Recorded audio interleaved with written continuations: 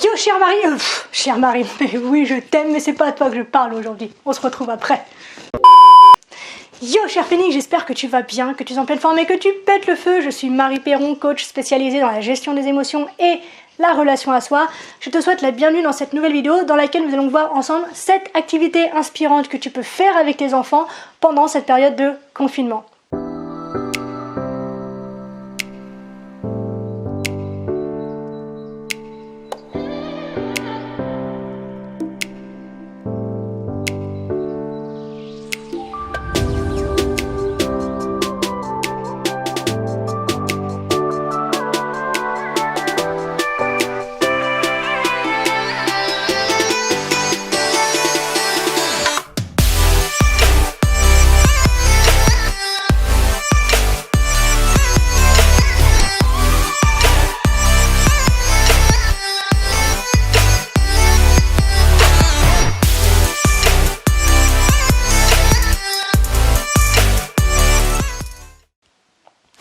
Alors, j'espère que cette période de confinement se passe bien pour toi, que tu n'es pas en train de perdre la boule, que tu parviens à trouver du temps et de l'énergie pour te recentrer sur toi, pour faire une petite période d'introspection et pour faire quelques exercices qui te font du bien, qui te stimulent au quotidien, afin que tu puisses traverser cette situation au mieux, dans les meilleures conditions, et en faire peut-être un tremplin, quelque chose de positif pour toi, pour évoluer en fait dans ta vie future. Et on va voir comment justement tu peux profiter de cet instant en le partageant avec tes enfants pour en faire justement une période inspirante pour toi grâce aux activités que je vais te proposer.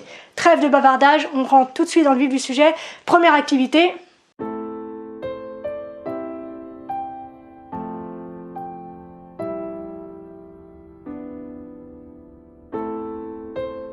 Apprendre à respirer.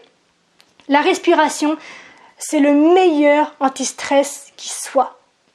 En plus, aujourd'hui, le stimuler, c'est se sauver puisque le principal organe visé par le coronavirus, ce sont les poumons, c'est donc le système respiratoire. Et donc, plus tu apprendras à respirer, plus tu auras la possibilité de repousser cet envahisseur et de conserver du coup ton état de santé où il est aujourd'hui. Donc apprendre à respirer, c'est une base. Il existe pléthore d'exercices de respiration que tu peux faire. Ça peut être la cohérence cardiaque, ça peut être la respiration ventrale, ça peut être le 4-4, tu sais, c'est j'inspire, je tiens 4 secondes, j'expire, je tiens 4 secondes, ça fait un cube comme ça. Il y a plein d'exercices que tu peux faire avec tes enfants pour les calmer, pour diminuer le stress aussi en toi comme en eux. Donc celui que je te propose, moi, est très simple, c'est de choisir 2 mots, un qui est positif, relatif à la situation d'aujourd'hui, un qui est négatif, relatif à la situation que tu traverses aujourd'hui, et de les implémenter comme suit. J'inspire le mot positif, j'expire le mot négatif. Ça peut être par exemple, j'inspire le calme, j'expire le stress. Et je répète ce cycle autant de fois que nécessaire pour retrouver un état de stabilité émotionnelle, un état dans lequel je me sens bien. Deuxième activité,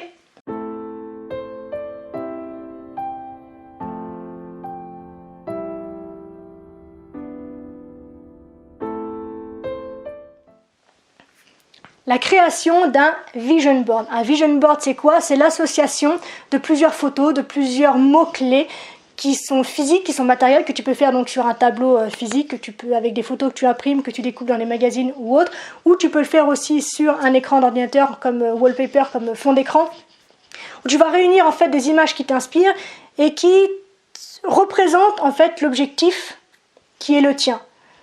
Alors, quel qu'il soit, que ce soit dans ta vie professionnelle, dans ta vie personnelle, dans ta vie tribale, dans ta vie sociale, dans ta vie familiale, dans ta vie de couple, dans ta vie spirituelle, que sais-je, tu vas en fait réquisitionner toutes les images dont tu as besoin pour avoir une vision qui est claire, qui est concise, qui est matérialisée en fait de ce que tu as envie de devenir dans un futur proche ou un peu plus lointain.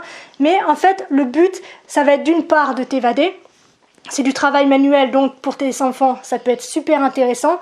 Et en plus, ça va te permettre en fait d'avoir ton esprit focalisé sur autre chose que les événements actuels. Et ça va te permettre surtout en fait d'orienter et d'engager ton énergie, tes actions et surtout ton temps qui, ô combien on le sait, est précieux, vers quelque chose qui est stimulant, vers quelque chose qui ne te fera rien perdre en fait en termes justement d'énergie, de temps et d'action.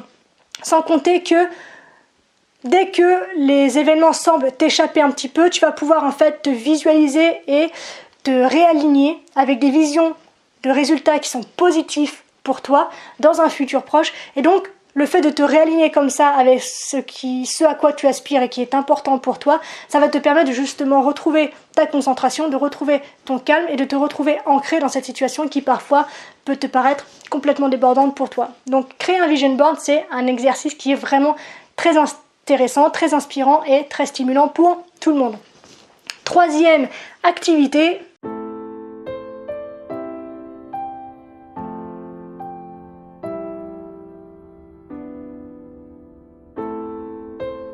Lire, évidemment.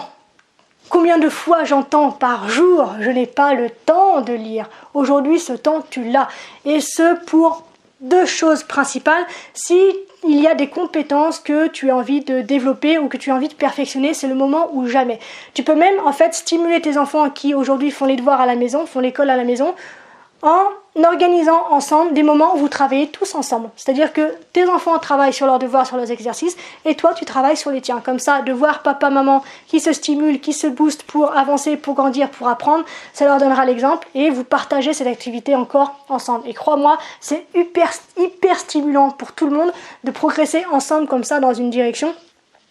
Et au-delà du fait que tu peux perfectionner ou créer de nouvelles compétences en toi, il s'agit aussi de pouvoir t'évader à l'aide de romans, à l'aide de poésie peut-être, que sais-je, mais pas des choses qui forcément vont te faire ruminer, forcément vont te faire réfléchir et faire pédaler le hamster là-haut, mais des choses qui t'évadent, des choses qui stimulent ta créativité, ton imaginaire et qui te permettent de t'échapper peut-être de temps en temps de ce présent qui peut être étouffant parfois quand on a plusieurs enfants enfermés dans un appart, c'est vraiment pas rigolo, je conçois. Donc de pouvoir en fait avoir cette ressource, franchement c'est royal. Quatrième activité que je te propose,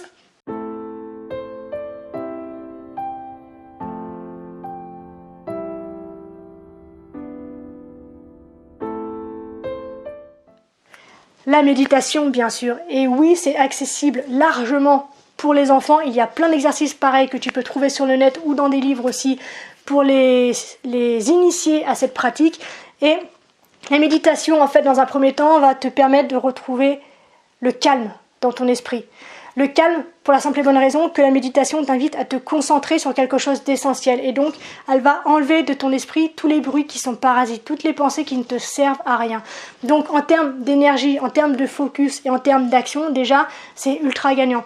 Et du fait d'être débarrassé de ce brouhaha mental, qui en ce moment, en plus, est plutôt négatif, et je te renvoie vers la vidéo que j'ai faite sur le sujet, le fait de pouvoir te libérer de toutes ces pensées, franchement, tu vas te sentir tout léger, tes enfants aussi. Et au-delà de ça, bien sûr, ça va te permettre d'évacuer le stress, l'anxiété, la peur qui peuvent peut-être dominer un peu ton quotidien. Et donc, ça va pouvoir diffuser en fait dans ton cercle proche aujourd'hui, peut-être trop proche aussi, en fait cet état de calme que vous allez pouvoir partager. Et quand les enfants ont tendance à s'exciter, de pouvoir les reposer un petit peu comme ça, tu vas voir que c'est super bénéfique pour tout le monde. Cinquième activité que je te propose,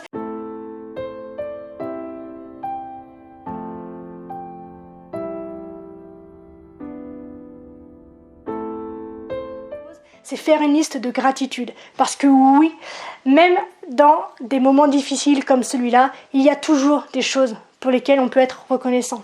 Toujours. Comme je te l'ai dit, pareil dans la vidéo précédente, il est possible de faire de cette période un peu bizarroïde un tremplin pour un futur qui peut être différent. Ça peut être une reprise de contrôle sur sa vie, ça peut vraiment être une période d'enseignement qui est riche.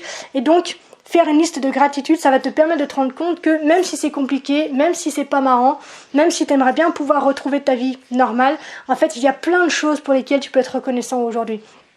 Et exprimer de la gratitude, en fait, non seulement va te permettre de te sentir bien, mais ça va générer d'autres choses dans ta vie pour lesquelles tu pourras à nouveau ressentir de la reconnaissance. C'est un cercle vertueux comme ça qui va t'élever un peu plus, parce que dès que tu commences à avoir cette habitude, cette capacité d'orienter ton focus vers ce qui te fait du bien, vers ce qui t'ouvre au monde, vers ce qui te rend reconnaissant et ce qui te fait ressentir cette gratitude, en fait, tu vas être de plus en plus alimenté en fait par des événements pour lesquels tu pourras être reconnaissant.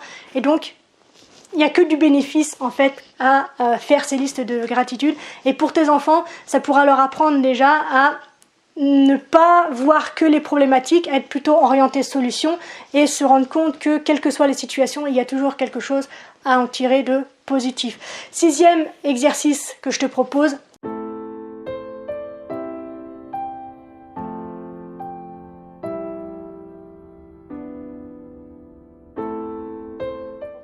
La base, c'est faire de l'activité physique. L'exercice physique va t'aider à rester en forme, va t'aider à garder une santé optimale et donc de renforcer bien sûr ton système immunitaire. Et une fois de plus, ça va te permettre de soulager le stress et l'anxiété et en plus ça va permettre à tes enfants et à toi également d'évacuer un peu l'énergie en trop plein qu'on est obligé de garder en soi parce qu'on ne peut pas sortir. Donc de faire de l'activité physique, ça va te permettre d'évacuer tout ça et en plus ça peut être un très bon moment avec des rires, du partage et tout ça avec tes enfants. Donc n'hésite pas à en faire usage tous les jours et d'en profiter à fond. Enfin, 7e et dernière activité que je te propose, c'est